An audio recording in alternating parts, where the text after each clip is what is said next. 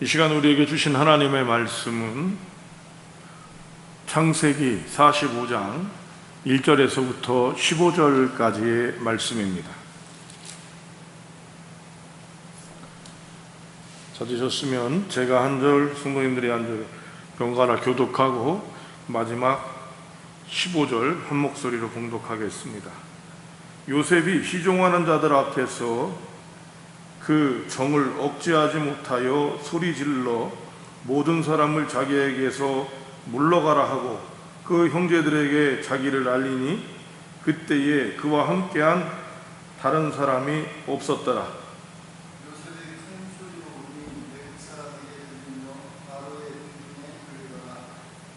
요셉이 그 형들에게 이르되 나는 요셉이라 내 아버지께서 아직 살아계시니까 형들이 그 앞에서 놀라서 대답하지 못하더라.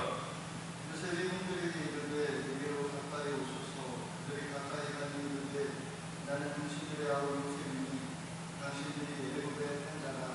당신들이 나를 이곳에 팔았다 해서 근심하지 마소서, 한탄하지 마소서. 하나님이 생명을 구원하시려고 나를 당신들보다 먼저 보내셨나이다.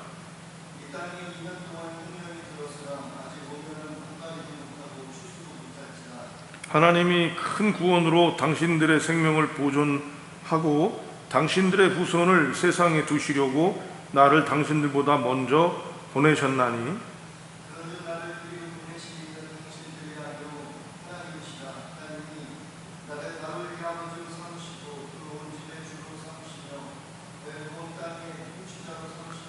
당신들은 속히 아버지께로 올라가서 아뢰기를 아버지의 아들 요셉의 말에 하나님이 나를 애굽 전국의 주로 세우셨으니 지체 말고 내게로 내려오사 아버지의 아들들과 아버지의 손자들과 아버지의 양과 소와 모든 소유가 그 땅에 머물며 나와 가깝게 하소서. 흉년이 아직 5해가 있으니 내가 거기서 아버지를 봉양하리이다. 아버지와 아버지의 가족과 아버지에게 속한 모든 사람에게 부족함이 없도록 하겠나이다 하더라. 전하소서. 당신들의 눈과 내 아우 베냐민의 눈과 당신들에게 이 말을 하는 것은 내 일이라. 당신들은 내가 애굽에서 누리는 영화와 당신들이 본 모든 것들을 다 내 아버지께 아뢰고 속히 모시고 내려오소서 하며 자기 아우 베냐민의 목을 안고 우니 베냐민으로 요셉의 목을 안고 우니라. 다 같이 요셉이 또 형들과 입맞추며 안고 우니 형들이 그제서야 요셉과 말하니라. 아멘. 기도하고 말씀 나눕니다. 이 나라에게 하나님 다시 빛을 허락하여 주신 그 귀한 은혜를 감사드립니다. 하나님 아버지께서 이 나라에 빛을 허락하신 것처럼 때때로 죄악 가운데 머무는 우리들을 다시 하나님께서 은혜로 허락하여 주시고 굳어졌고 식었고 또는 틀어졌고 깨어졌던 우리의 모습들이 주의 은혜 안에 회복되어지는 놀라운 역사가 있게 하여 주시옵소서. 오늘 하나님 우리가 창세기 45장 요셉을 바라보며 하나님께서 또 우리에게 주시는 뜻들을 돌이켜보고자 하오니 아버지께서 말씀하여 주시고 하나님의 놀라운 은혜가 한 사람 한 사람에게 임하게 하여 주시옵소서. 주님의 은혜를 사모하오며 우리 주님 예수님의 이름으로 기도합니다. 아멘. 남자는 태어나서 딱 3번 울어야 한다는 말이 있습니다. 3번만 우는데 첫 번째는 태어날 때 자연스럽게 우는 거죠. 두 번째는 부모님이 돌아가셨을 때 운다고 합니다. 그리고 마지막으로 나라가 망했을 때 울어야 한다고 합니다. 여러분 정말 그럴까요? 이 세상을 향해 살아가야 되는 뭔가 굳은 의지를 얘기하고 가부장적인 세상에서 자신의 책임을 짊어졌던 남성들에 대한 마음일 수 있겠습니다. 또 그렇지만 이런 눈물이 우리에게 그렇게 단순하게만 되어질 수는 없는 것입니다. 사람은 기쁘거나 감격해서도 웁니다. 올림픽에서 메달을 따는 메달리스트들을 보면 남녀노소가 할 것 없이 눈물을 흘리며 감격하는 모습들을 보게 됩니다. 또 어떤 때는 사무치는 그리움에 우리가 눈물을 흘리기도 합니다. 또 어떤 경우는 아프고 어려워서 눈물을 흘리기도 합니다. 따라서 눈물은 그저 한마디로 해석할 수 있는 것은 아닐 것입니다. 오늘 19세기 산업혁명 이후 인간은 생각하는 거로 존재한다고 하는 이 논지처럼 이성을 중시하는 시대가 되어져 있습니다. 그리고 그런 이성의 발달은 이 세상에 많은 사회적인 발전을 가져오고 물질 문명의 풍요를 이루고 그 원동력이 됐던 것들은 맞습니다. 그런데 21세기가 되는 지금 우리에게는 이런 이성만이 아니라 우리에게 있는 감성 또한 매우 귀중한 것으로 여기고 있습니다. 감성의 핵심에 이런 눈물이 담겨져 있고 또 대한민국 사람들에게는 이 한민족의 정서 안에는 눈물은 굉장히 밀접한 마음을 가지고 있는 것을 볼 수 있지요. 그래서 지금은 가성비가 아니라 가심비, 내 마음에 오는 것이 얼마큼 중요한지를 느끼는 것처럼 이런 감정의 중요도가 높아지고 있습니다. 아직도 이성이냐 감성이냐를 이야기하는 사람들이 많이 있고 교회 또한 이성에 대한 부분들을 생각하고 있지만 이성과 감성 어떤 것이 중요하고 덜 중요한 것이 아니라 마치 하늘을 나는 독수리의 양 날개처럼 이성과 감성은 하나님께서 우리에게 주신 아주 중요한 이 땅을 살아가는데 필요한 것이다 말할 수 있습니다. 그래서 오늘 우리는 이 요셉이라고 하는 사람의 눈물을 통해서 이 요셉의 마음을 통해서 하나님께서는 우리의 상처와 아픔을 어떻게 씻어내시는지 또 이런 기쁨의 표현들은 억압될 것이 아니라 우리를 회복하는 것임을 바라보고 생각해보는 시간을 갖고자 합니다. 2절을 보겠습니다. 2절 읽어봅니다. 시작. 요셉이 큰 소리로 우니 애국 사람에게 들리며 바로의 궁중에 들리더라. 바로의 궁중까지 들리는 이 엄청난 울음, 조금 더 직역해보면 이 울더라는 울면서 소리치는 것입니다. 여러분, 왜 요셉이 이렇게 소리치며 눈물을 흘릴 수밖에 없었는지는 창세기에 요셉을 조금만 아신다면 충분히 공감할 수 있습니다. 우리가 텔레비전 드라마를 보더라도 눈물을 흘리는 경우가 있지요. 왜? 공감이 되니까. 요셉의 인생은 가만히 보면 지금은 굉장히 좋은 모습의 요셉의 모습이지만 우리가 알고 있는 요셉은 이런 모습을 가지고 있었습니다. 아버지가 특출나게 사랑하는, 편애했던, 그러니까 바꾸 얘기하면 다른 사람보다 더 많은 사랑을 받았던 거예요. 개인적으로는 이런 모습을 가지고 있었는데 갑자기 그의 사랑하는 형들에게 노예로 팔립니다. 그리고 귀한 집 자식에서 노예가 되었던 이 요셉은 다시 열심히 지냈는데 보디발의 아내, 그죠? 노예로 팔려가서 군대 장관 보디발의 아내에게 모함을 받아서 또 사형수가로 전락되어집니다. 여기에서도 그는 하나님에 대한 마음과 성실성을 잃지 않고 또 열심히 함으로 말미암아 총리가 되는 놀라운 일을 경험합니다. 그의 인생의 지금 대부분은요, 내가 잘못한 것이 아니라 누군가의 죄로 인해서, 누군가의 모함에 의해서 그 인생이 점철되어졌던 겁니다. 감옥의 사형수가 되는 것, 노예가 되는 것을 우리가 글로 읽어서 느껴질 수 있지만 이것은 개개인들에게 얼마나 힘들고 어려운 일인지 다시 한번 생각해 봐야 합니다. 그런 모습들 속에서 다시 형들을 만나게 되고 이런 드라마 같은 인생의 굴곡들을 무엇으로 표현할 수 있었으며 그가 사무치는 그리움들을 무엇으로 표현할 수 있었겠습니까? 따라서 그는 울 수밖에 없었던 것입니다. 이 눈물은 우리에게 엄청난 의미를 담겨줍니다. 그리움의 눈물도 오늘 본문에서 보면 2절에서도 나오지만 또 여러분이 보시면 아는 것처럼 말씀에 14절을 보세요. 14절을 읽겠습니다. 시작. 자기하여 베냐민의 복을 안고 오니 베냐민은 요셉의 복을 안고 오니라. 그렇죠? 또 15절을 보면요. 요셉이 또 형들과 맞추며 안고 오니 형들이 그래서야 요셉과 말하니라. 그리움일 수 있었고 회한일 수 있었고 또 그렇게 사무치는 감격일 수도 있었던 이런 여러 가지 모습들이 담겨져 있다고 할 수 있습니다. 하나님께서는요, 이런 감정들을 우리에게 보여주십니다. 탐 윙고라고 하는 사람이 살았습니다. 그는 미식축구의 코치로 감독으로 고등학교 미식축구의 감독으로 활동을 하다가 이제 실직을 했는데, 그 실직한 이후에 집안의 여러 사정들을 만나게 됨으로 말미암아 어린 시절에 가졌던 가정의 아픔들을 겪은 것을 바라봅니다. 그러면서 수산나라고 하는 한 분을 만나면서 이 사람의 치유가 시작되는데요.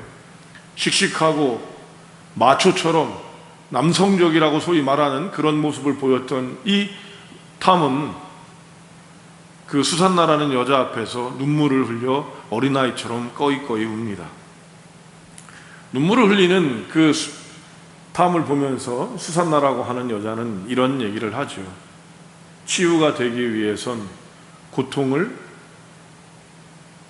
만나야 합니다. 그리고 그때 흘리는 눈물은 이 고통을 씻어줍니다. 그러니까 마음껏 우십시오라고 얘기를 합니다. 이 이야기는 사랑과 추억이라고 우리나라에선 번역되어졌던 영화인데요. 91년 The Prince of Tide라고 하는 사랑과 추억이라는 영화에 닉 놀테와 바바라 스트라이샌드가 감독과 주연을 했던 영화의 한 부분입니다. 성도 여러분, 눈물을 흘리는 것은 우리에게 불편할 수 있고 모자랄 수 있는 것 같지만, 눈물은 우리에게 치유의 시작이 되고 용서의 시작이 되고, 우리가 울고 싶다고 우는 것이 아니라 우리에게 흘러나오는 그 모습이 되어지기에, 바로 하나님께서는 우리의 감정들이 자연스럽게 움직일 때 우리를 치유해 주시는 것들을 보여줍니다. 요셉은 웁니다. 여러분, 울고 싶어서 우는 것 아니요, 웃고 싶어서 우는 것이 아니라 우리에게 나타나는 이 모습들을 우리는 지켜보고 깨달아 알 수 있어야 합니다. 두 번째로 여러분 4절입니다. 4절을 읽어보겠습니다. 시작. 요셉이 형들에게 이르되 내게로 가까이 오소서. 그들이 가까이 가니 이르되 나는 당신들의 아우 요셉이니 당신들이 애굽의 판이라. 엄청난 놀라운 일이죠. 무엇인가 우리가 막혀있고 풀어져야 될 때는 당사자들이 사실을 만나야 한다는 것입니다. 감정에 만나는 것이 아니라, 오늘 요셉이 눈물을 흘리면서 애굽의 총리가 어디 가나안 나라 이스라엘의 사람들을 만나는 이 일들 속에서 애굽의 총리가 눈물을 흘린 후에 나타내는 모습입니다. 내가 요셉입니다. 그런데 여러분, 요셉이 당신들의 아우 요셉이라고 얘기하면서 뒤에 나타나는 가장 큰 팩터를 얘기하죠. 가장 큰 사실을 얘기합니다. 뭐죠? 바로 애굽에 팔렸다라는 얘기입니다.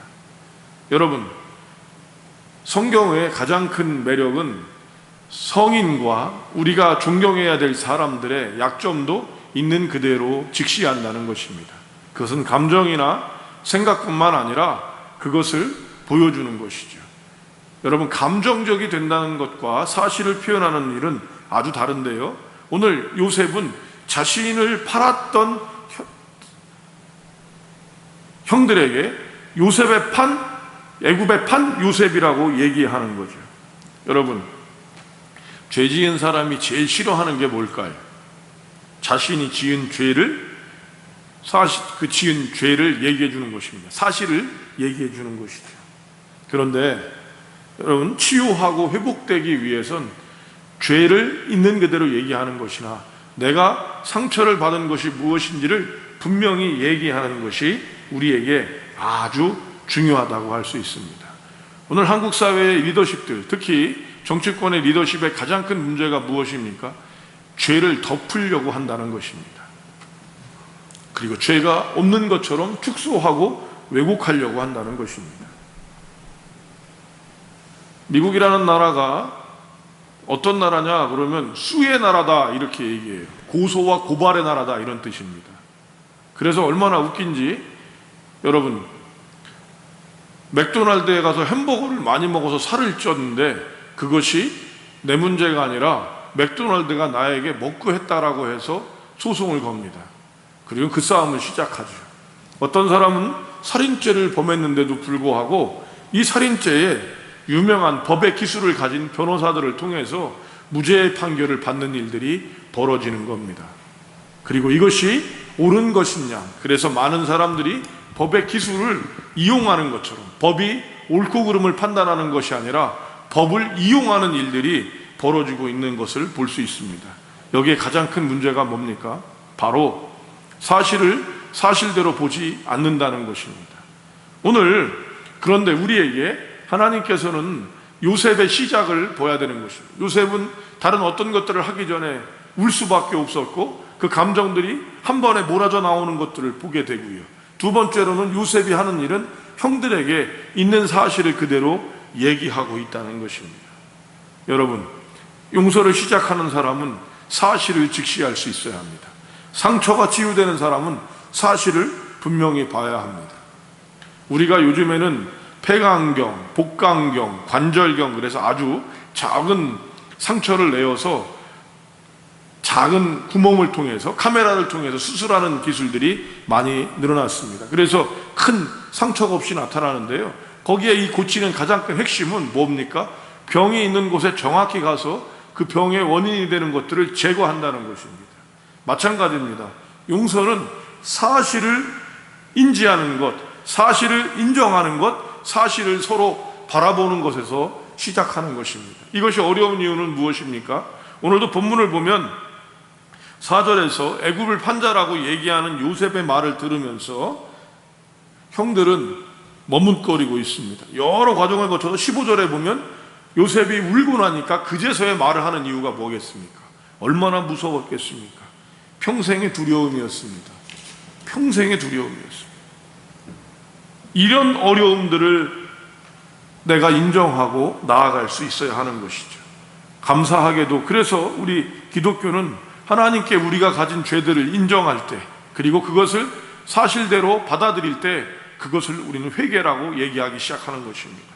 여러분, 성도 여러분, 우리는 사실대로 그 말들을 듣고 나아가게 될 때 우리는 치료받고 또 회복받고 용서받을 수 있으며 우리가 또한 용서하고 회복하고 치료할 수 있는 것입니다. 이 귀한 은혜를 가져야 합니다. 그런데 이 일들을 하는 것을 보면 참 요셉이 대단하다는 마음을 우리는 갖게 됩니다. 왜냐하면 그런 한이 맺혔고 그런 상황에서는 자기의 형들을 다 죽여버려도 될 것 같은 그런 권한을 가진, 생사여탈권을 가진 엄청난 능력을 가짐에도 불구하고 그들을 달래는 모습을 보게 되는데요, 그 달래는 모습이 5절에 있습니다. 5절을 한번 읽어봅니다. 시작. 당신들이 나를 이곳에 팔았다고 해서 근심하지 마소서, 폭탄하지 마소서. 하나님이 생명을 구원하시려고 나를 당신들보다 먼저 보내셨나이다. 바로 이 말씀입니다. 7절도 한번 읽어볼까요?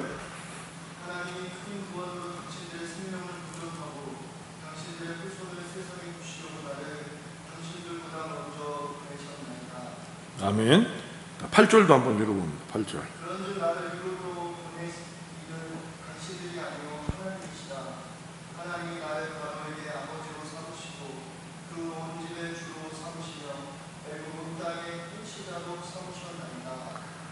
바로 이것입니다. 여러분, 노예로 팔려간 것이 가장 핵심적인 요셉의 어떤 사건, 인생을 이야기하는데 굉장히 중요한 포인트인데요, 이것은 요셉에게 있어서 가장 큰 죄악이 되어지고 가장 큰 마음이 되는데, 지금 요셉은 거기에서 뭐를 얘기하냐면 하나님이 보내셨다라고 인정을 하고 있습니다. 종종 우리가 생각해서 하나님께 속한 것들을 인정하고 싶지 않거나 부정할 때가 꽤 있습니다. 그런 예 중에 하나가 직분입니다. 나 같은 사람이 장로고, 나 같은 사람이 권사고, 나 같은 사람이 집사라는 것에 대해서 인정하지 않을 때가 있습니다. 더 나아가서 그 사람이 그런 직분을 받았다는 것에 대해서 인정하지 않기도 합니다. 이것은요, 그것 자체가 문제가 되는 것이 아니라 이것은 더 깊게 보면 그것을 우리에게 허락하신 하나님을 인정하지 않는 것이 되어져서 우리는 하나님이 주시는 축복을 방해하고 하나님의 축복에 큰 장애물을 갖게 되는 것을 간과하는 것입니다. 그래서 우리는 이런 경우엔 더 나아가서는 내가 하나님을 입으로는 시인하지만 실제적으로는 그분의 권능과 능력을 인정하지 않는 자가당착과 모순성에 빠지게 되는 것이죠. 요셉의 말을 들어보십시오. 자기를 노예로 팔고 모함을 받아서 사형수가 되고 그 우여곡절 끝에 총리가 된 것이 다 자신을 먼저 하나님께서 뜻이 있어서 보내신 것이다 라고 얘기를 합니다. 하나님은 사람을 통해서 역사하시는 경우가 많습니다. 초자연적으로도 역사하시는 것들이 성경과 곳곳에 나오지만 그 가장 큰 중심에 인간이 있게 되어 있습니다. 사람을 통해 역사하시는데 하나님이 역사하시는 사람도 매우 중요하지만 이런 우리가 인생의 문제에 있어서 고민하고 또 이런 하나님께서 우리에게 주시는 여러 어려움들을 겪게 될 때 우리는 무엇을 해야 됩니까? 우리가 하나님을 인정하는 훈련을 해야 한다는 것입니다. 이것이 오늘 우리가 새벽에 나누고 있는 로마서가 갖고 있는 주권에 대한 이야기죠. 하나님을 인정하는 훈련이 우리에게 있습니다. 하나님의 능력을 인정하는 훈련이 우리에게 있어야 되는데 놀랍게도 요셉에게는 이 부분이 있었던 것이죠. 성도 여러분, 내 마음에 정말 들지 않는데 이것이 하나님께서 주신 일이라면 어떻게 하시겠습니까?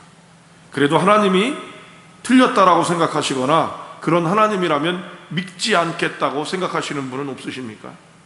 아니면 그것이 하나님께서 주신 것이라면 내가 하나님의 뜻을 묻고 때때로는 하나님과 씨름하면서 어떤 일들을 가져가지 않을까 생각해 보게 됩니다. 우리가 하나님을 인정하는 훈련을 할 때 하나님께서는 우리를 통해 이루어 주시고 또한 그 인정하는 그 부분에 대한 특별한 하나님의 모습을 보여주신다는 것이죠. 여러분, 노예로 파는 일이 선한 일은 아닙니다. 예수님을 십자가에 달린 일이 좋은 일은 아닙니다. 그런데 그것을 기껏게 하나님이 주신 뜻으로 알고 나아간 그들을 통해서 우리에겐 구원이, 그리고 이스라엘 백성에겐 구원이 생겼었던 것처럼 오늘도 여러분 자신에게 오고 있는 여러 가지 힘든 상황들이 혹여라도 하나님께서 주시는 것이라고 여러분이 인정하신다면 우리에겐 또 다른 관점이 생길 것입니다. 로마서에서는 얘기합니다. 모든 것들이 합력하여 어떻게 한다? 선을 이룬다. 성도 여러분, 이 말을 저는 조금 더 적극적으로 표현하고 싶습니다. 하나님을 믿는 사람이고 하나님의 능력을 인정하는 사람이라면 우리에게 있는 어떤 일이든지 간에 이것을 선으로 변화시키고 선으로 이끌어가야 한다라고 말하고 싶은 것입니다. 하나님의 놀라운 섭리는 동생을 질투에 빠져서 노예로 판 형제들을 그들보다 앞서서 하나님께서는 믿음과 신실함을 가졌던 요셉을 통해서 그들을 회복하고 그들을 통해서 믿음의 가문, 믿음의 민족인 이스라엘을 이루어 주셨던 것이죠. 이런 합력, 이런 함께함, 선을 이루는 인정함, 그리고 내게 있는 여러 부족함들을 통해서 하나님께서 이끄시는 모습들을 가져감으로 말미암아 어그러지고 깨져버린 권세를 이기고 무너지고 상처받은 공동체를 회복할 수 있게 되는 것입니다. 요셉의 눈물은 이렇게 우리에게 놀라운 것처럼, 여러분 힘들 때 우리가 하나님께 눈물 흘리며 또 우리의 눈물들이, 우리의 감정들이 하나님의 것이 될 수 있도록 우리가 나아가야 할 것입니다. 귀한 은혜, 주님의 은혜가, 그리고 회복하는 은혜와 선으로 바꾸시는 은혜가 우리를 먼저 보내셔서 우리가 어려워하지만 귀한 일을 겪는 그 일이 있기를 주님의 이름으로 축복합니다. 기도하겠습니다. 하나님 아버지께서 요셉의 울음을 보게 하시고, 또한 그러나 그가 하나님 상처와 아픔들을 넘어서서, 한 맺힘을 넘어서서 주의 구원의 섭리로 고백하는 이 놀라운 은혜를 보게 하심에 감사합니다. 때때로 우리는 힘들고 어려운 일이 있습니다. 아니, 힘들고 어려운 일보다도 우리의 생각에 맞지 않고 틀린 일이 있습니다. 그것을 우리에게 보게 하시는 주님을 바라보면서 하나님께서 우리를 통해서 이루시고자 하시는 일을 감당해 나가는 자들이 되게 하여 주시옵소서. 세상은 깨지고 어그러져 있습니다. 주님, 나 또한 깨지고 어그러진 사람입니다. 이런 우리들에게 하나님의 놀라운 은혜를 경험하게 하는 하나님의 사람들이 우리 자신이 되게 하시고, 또 귀한 사람들을 만나는 자들이 되게 하여 주시옵소서. 때때로는 우리가 눈물을 흘리며, 때때로는 불편한 사실을 직시하되, 이 모든 것들이 하나님을 통해 이루어지시는 것들을 인정하게 됨으로 말미암아 선한 일들을 이루는 자들 되게 하여 주시옵소서. 주님, 코로나가 또 번성하고 있습니다. 주님께서 붙잡아 주셔야겠고 긍휼과 자비로 나아가 주시옵소서. 또한 아울러 하나님, 이 땅에 물난리로 어려운 이들이 있습니다. 주님께서 긍휼과 자비를 베풀어 주시옵소서. 이제는 우리 주 예수 그리스도의 은혜와 하나님 아버지의 만극하신 사랑하심과 성령님의 내주 교통 위로 충만 역사하심이 오늘도 각 처소에서 주의 음성을 들으며 주님께서 이루시고 주님이 보내신 뜻들을 인정하고, 때때로는 눈물 흘리며 때때로는 불편한 사실을 바라보며 나가는 귀한 믿음의 권속들 가운데, 그러나 그들로 인해 구원이 이루어질 그들이 속한 모든 곳 위에, 또한 코로나19를 종식시키기 위해 애쓰고 수고하는 이들과, 또한 물난리로 말미암아 어려움을 겪는 수재민들 위해 이제로부터 영원히 함께 하시기를 축원하옵나이다.